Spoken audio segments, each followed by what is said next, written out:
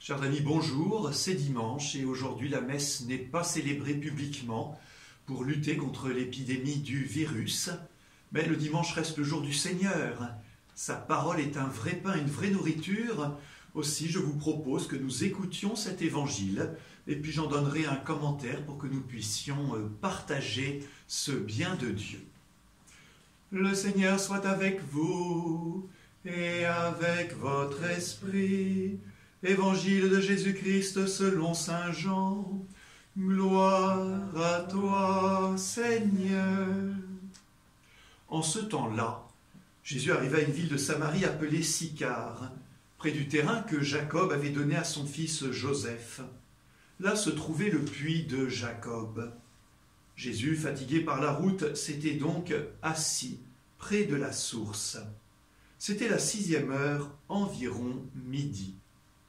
Arrive une femme de Samarie qui venait puiser de l'eau. Jésus lui dit « Donne-moi à boire ».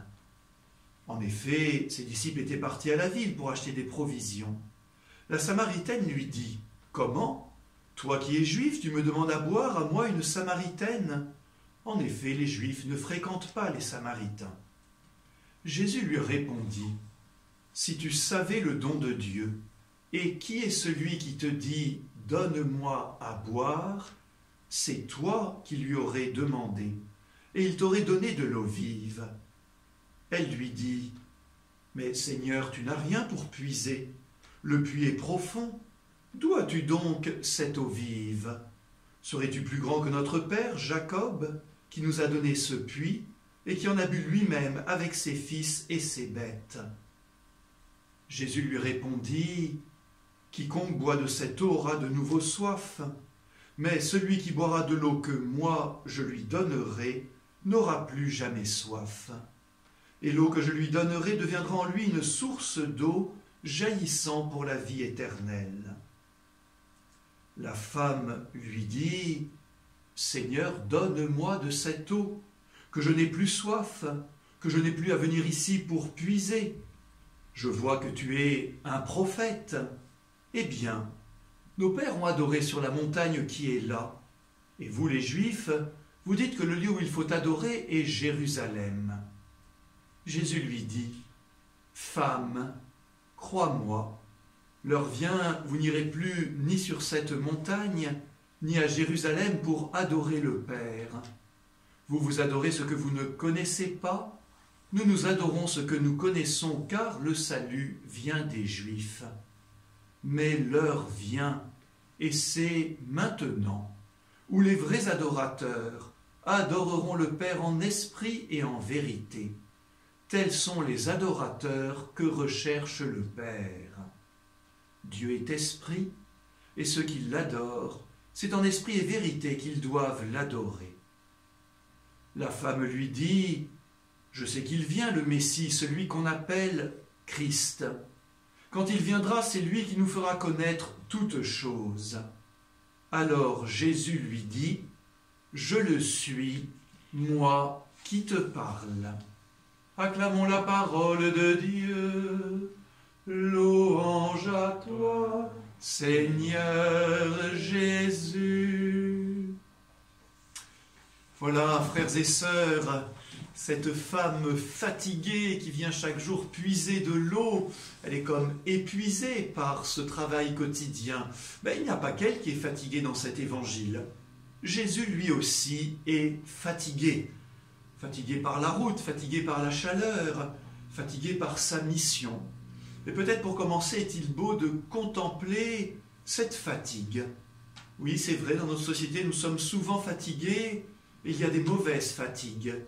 Mais il y a aussi la fatigue de se donner aux autres, et c'est la fatigue de Jésus pour nous.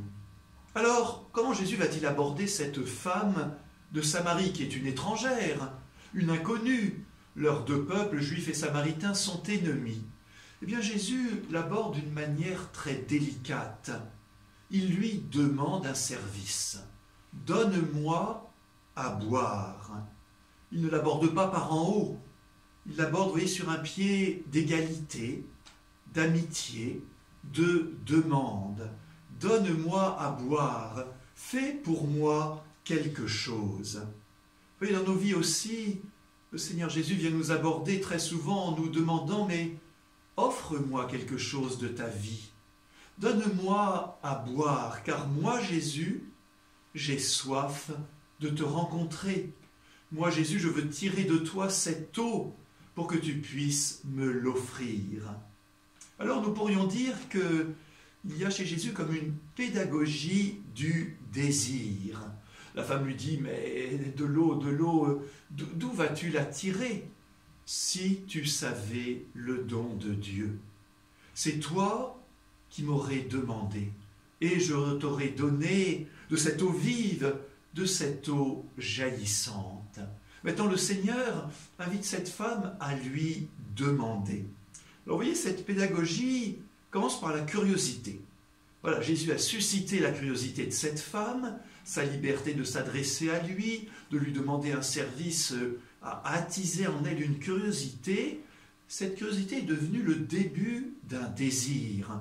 Voilà, donne-moi de cette eau que j'ai plus à venir puiser. Et de ce premier désir, Jésus va l'élever à un désir spirituel, non pas simplement être relevé de ses corvées, de ses tâches, de tirer l'eau du puits. Parfois nous demandons au Seigneur des choses très matérielles. Mais ici, Jésus offre de devenir pour elle, pour nous, cette source d'eau jaillissante. Mais qu'est-ce qui obstrue notre puits intérieur? Qu'est-ce qui nous empêche de venir y retrouver cette eau vive que nous avons reçue au baptême? Dans le récit long de l'Évangile que nous n'avons pas pris aujourd'hui, Jésus va demander à la femme « Mais amène-moi ton mari ». Et elle dira « Mais de mari, je n'en ai pas, j'en ai même eu 5 ». Et en fait, à travers ce dialogue, Jésus ne veut pas l'accuser, mais faire découvrir dans sa vie des éléments qui bloquent, qui obstruent, qui l'empêchent de venir puiser à cette source. Quand j'étais prêtre à la cathédrale de Nanterre, nous avions un puits, le puits traditionnel de Sainte-Geneviève. Mais on ne pouvait plus y puiser de l'eau depuis longtemps parce qu'il était obstrué. Et quand on a voulu y puiser à nouveau, il a fallu retirer 1,50 m de boue de gravats. C'était une opération pénible et longue, mais en dessous. Nous avons redécouvert une source d'eau qui était la même qu'au temps de Sainte-Geneviève. Alors le Seigneur veut enlever de notre cœur ce qui bloque, peut-être nos mauvaises habitudes, peut-être des péchés dont on n'arrive pas à se débarrasser, pour qu'on puisse venir puiser à cette eau. Et ça s'appelle la confession, par laquelle le pardon de Dieu enlève en nous tout ce qui nous empêche de venir puiser à cette eau vive. Alors cette femme reconnaît Jésus comme un prophète, c'est une première étape. Elle l'interroge sur des questions de l'époque. Où faut-il adorer Dieu? Où pouvons-nous prier? Évidemment, cette question nous touche le cœur. En cette période où nous ne pouvons pas célébrer la messe le dimanche, comment pouvons-nous prier? Comment pouvons-nous adorer? La réponse de Jésus est fondamentale en tout lieu. Nous pouvons adorer en vérité Dieu le Père par la pureté de notre élan. Et Dieu se rend présent à notre prière. Voilà, à la fin de ce dialogue entre Jésus et la Samaritaine, Jésus peut lui révéler son identité. Moi, je suis le Christ, moi qui te parle, et c'est auprès de moi que tu trouveras cette eau vive. Alors pour terminer, frères et sœurs, une question. Quel est notre désir ? Quelle est notre soif de Jésus? Et puis aussi, quelle est notre faim de Jésus? Je voudrais dire un mot sur le fait que nous sommes empêchés actuellement pour quelque temps de célébrer la messe du dimanche. Donc ça veut dire qu'on ne peut pas communier, on ne peut pas recevoir le corps du Christ. Mais au fait, frères et sœurs, est-ce que cela nous manque? Est-ce que dans notre cœur c'est vraiment un manque? Ou est-ce qu'on se dit, tant pis, ce sera un autre jour? Vous voyez, le fait d'être obligé de jeûner peut réveiller en nous un appétit du corps du Christ, un appétit de la communion. Alors on va se dire, c'est bien beau si on a cet appétit, mais puisqu'on ne peut pas communier, nous voilà pas très avancés. Mais l'Église nous dit cette chose importante. Il existe, quand nous sommes empêchés de communier sans que ce soit de notre faute, bien sûr, la communion spirituelle. La communion spirituelle, c'est ce grand désir que nous avons d'accueillir Jésus. C'est la prière que nous lui faisons en disant « Seigneur, je suis empêché de recevoir ton corps, mais j'ai faim de toi. » Et alors Dieu qui est juste répond à notre prière. Et par sa parole, il nous a déjà nourris, mais il continue de nous nourrir par cette communion du désir, par cette communion spirituelle.